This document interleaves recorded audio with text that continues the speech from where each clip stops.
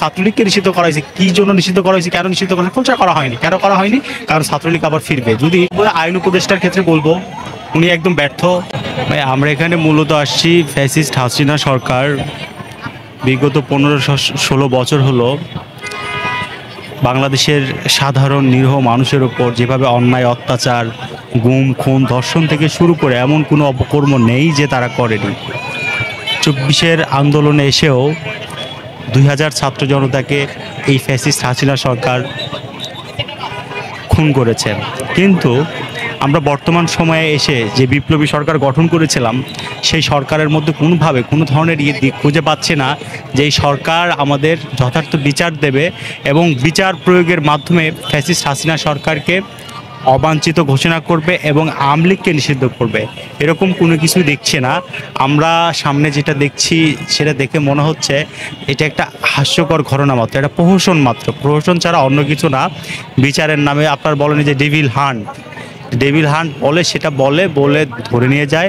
আজকে পুলিশ ধরে নিয়ে যায়, 2-4 দিন পরেই তাকে থানা থেকে বের করা হয় অথবা জেল থেকে বের করা হয়। মূলত তারা আদালতটাকে মানে আদালত বলতে পারেন বা জেলটাকে বলতে পারেন হচ্ছে আওয়ামী লীগের পাঠ্যশালা বলতে পারেন। সেখানে হচ্ছে এই যে আওয়ামী লীগের যে দোসররা আছে বা তাদের যারা ধরে নিয়ে যায়, ধরে নিয়ে গিয়ে ট্রেনিং দিয়ে আবার ছেড়ে দেয় বাংলাদেশে অস্থিতিশীল পরিবেশ সৃষ্টি করার জন্য। তাই আমরা মনে করি এদেরকে যেরকম সাধারণ মানুষ যদি হত্যা করলে তার যেরকম শাস্তি হয় সেরকম আওয়ামী লীগের এই যে লোকগুলো আছে যারা এই 2000 মানুষ মেরেছে তাদের প্রত্যেকের ক্ষেত্রে এরকম সাধারণ মানুষের কাতারে দাঁড় করায় তাদেরকে বিচারের আওতায় এনে সব দিক বিবেচনা করে দেখবেন যে আওয়ামী লীগ নিষিদ্ধ করার মতো হলে তার নিষিদ্ধ চাই। এই জন্য আমি আপনার স্বরাষ্ট্র উপদেষ্টা, আইন উপদেষ্টা তাদের কাছে আকুল আবেদন জানাবো আপনার দ্রুততম সময়ে এই ব্যবস্থাগুলো করেন, নহলে আমাদের এই আমরণ অনশন চলতে থাকবে, মারা গেলেও কিছু করার নাই। ফাঁসি দেবে না কেন তারা? আমাদের বাংলাদেশের যে জেল ব্যবস্থা এতটাই খারাপ, এতটাই বাজে বলার মতো না। যেখানে কোনো এমপি, মন্ত্রী বা রাজনৈতিক ব্যক্তি যদি জেলে যায় তাদেরকে নাকি ভিআইপি জায়গায় রাখা হয়।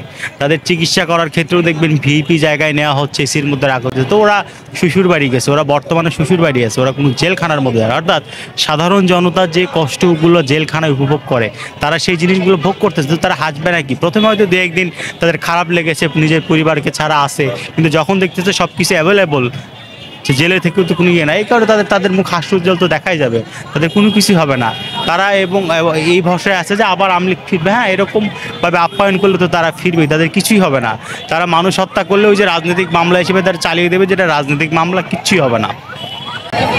এটাকে বলবো আইন উপদেষ্টার ক্ষেত্রে বলবো উনি একদম ব্যর্থ। আমরা এই উপদেষ্টা পরিষদের যতগুলো উপদেষ্টা ছিল প্রত্যেককেই বিপ্লবী উপদেষ্টা হিসাবে আমরা ক্ষমতায় এনেছিলাম, কিন্তু তাদের কার্যকলাপ দেখে মনে হচ্ছে না যে তারা ভালো কিছু বয়ে আনবে আমাদের জন্য। দেখেন, যেখানে আইন উপদেষ্টার শাশুড়ি শাওন আফরোজ না কি যেন নাম, সে ফেসবুকে নানান ধরনের অপকর্ম চালায়। তারপর আপনার এই ইন্ডিয়ার সাথে বা হাসিনার সাথে যৌথভাবে বসে ইন্ডিয়ার সাথে বসে তারা দেশকে নিয়ে অপকর্ম কীভাবে দেশের মধ্যে অস্থিতিশীল পরিবেশ সৃষ্টি করা যায় সেই সব বিষয়ে তার পরামর্শ করে। কিন্তু তাদের কী করা হয়েছে? আইন উপদেষ্টার শাশুড়ি হিসেবে কী করা হয়েছে? তাকে ধরা হয়েছে, কিন্তু কেন ধরা হলো, কী জন্য ধরা হলো, পুরো জাতির সামনে কিন্তু এখনও খোলসা করা হয় নাই। আবার আপনার ছাত্রলীগকে নিষিদ্ধ করা হয়েছে, কী জন্য নিষিদ্ধ করা হয়েছে, কেন নিষিদ্ধ করা হয়েছে, খোলসা করা হয়নি। কেন করা হয়নি?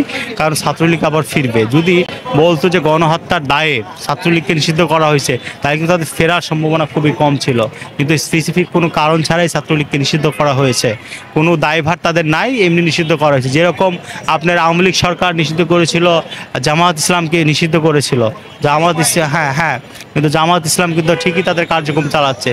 ঠিক এই উপদেষ্টা পরিষদের যারা আছে তারাই ছাত্রলীগকে একইভাবে মানে নিষিদ্ধ ঘোষণা করছে যাতে তারা ফিরতে পারে। কিন্তু এখানে আপনি একটা জিনিস দেখেন, একটা গাছের একটা ডাল কেটে ফেললে সেখানে গাছের কিন্তু কিছুই হবে না। তো শেখ হাসিনা হচ্ছে একটা গাছ, সেটার যদি শিকড় সহ সমূলে তাকে উৎপাদন না করা যায়, এই ছাত্রলীগ নামক একটা সাধারণ শাখাকে কেটে কিছুই করা যাবে না, দেখা যাবে আরও গজাবে এবং দেশে আরও অস্থিতিশীল পরিবেশ সৃষ্টি হবে। আমার নাম ওমর ফারুক।